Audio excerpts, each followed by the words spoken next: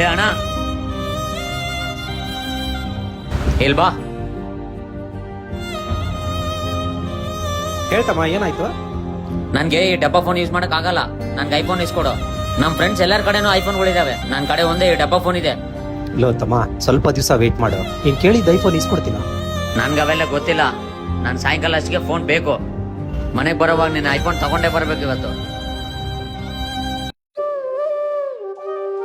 Low ತಮ್ಮ, ಎಲ್ಲ ಕಡೆನೂ ಟ್ರೈ ಮಾಡಿದ್ದೀನಿ, ದುಡ್ಡೆಲ್ಲಿ ಅಡ್ಜಸ್ಟ್ ಆಗಲಿಲ್ಲ. ಒಂದು ವಾರ ಟೈಮ್ ಕೊಡು. ಒಂದು ವಾರದಲ್ಲೇ ನಿನ್ಗೆ ಐಫೋನ್ ಇಸ್ಕೊಟ್ಬಿಡ್ತೀನಿ. ಸಾರಿ ಅಣ್ಣ, ನನ್ಗೇನು ಬೇಡ. ಹೇ, ಯಾಕೋ?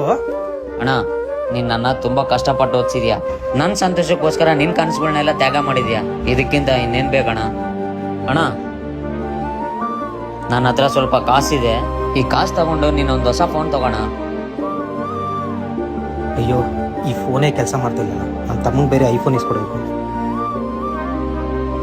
ಏನು ಮಾಡ್ಬೇಕು ಇವಾಗ?